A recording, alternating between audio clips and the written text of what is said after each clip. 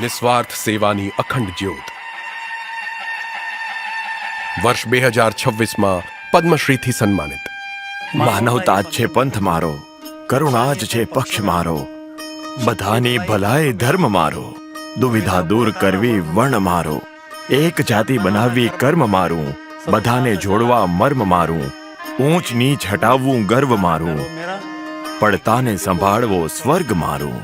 કહ્યું છે રાષ્ટ્રસંત તુકડોજી મહારાજે, અને આનાથી જ પ્રેરિત છે જનાર્દન બાપુરાવ બોથેનું જીવન. આ આધ્યાત્મિક યાત્રાની શરૂઆત થઈ જ્યારે ગોગારી ગામમાં રાષ્ટ્રસંત તુકડોજી મહારાજના એક ભક્ત પરિવારમાં જનાર્દન બોથેનો જન્મ થયો. એક દિવસ જ્યારે રાષ્ટ્રસંત તુકડોજી મહારાજ ઘરે પધાર્યા ત્યારે બાળ જનાર્દનને જોઈ એના વિશે પૂછ્યું. જનાર્દનના પિતાએ કહ્યું કે એ તેમનો પુત્ર છે.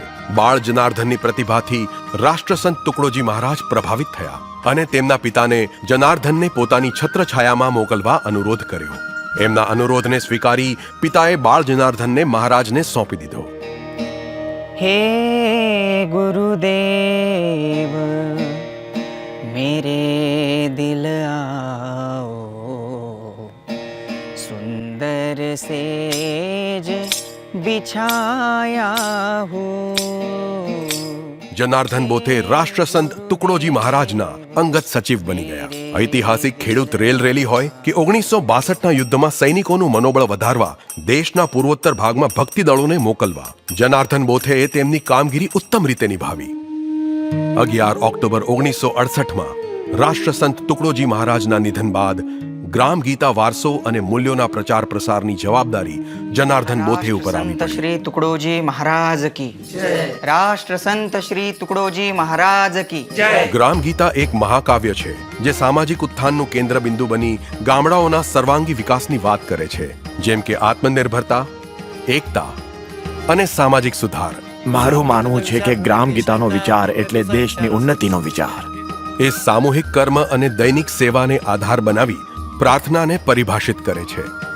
ગ્રામ ગીતાની શિક્ષાથી પ્રભાવિત થઈને જનાર્દન બોથેએ સ્વચ્છતા અભિયાન, નશામુક્તિ અભિયાન તેમજ પર્યાવરણ સંરક્ષણની પહેલ કરી.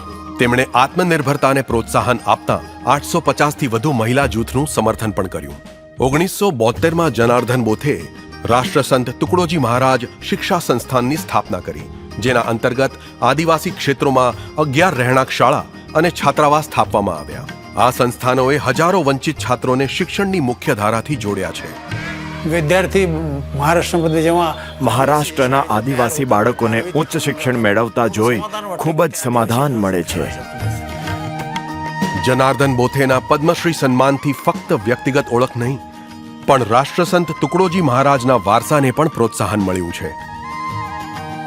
શ્રી જનાર્દન બાપુરાવ બોથે, પદ્મશ્રી 2026.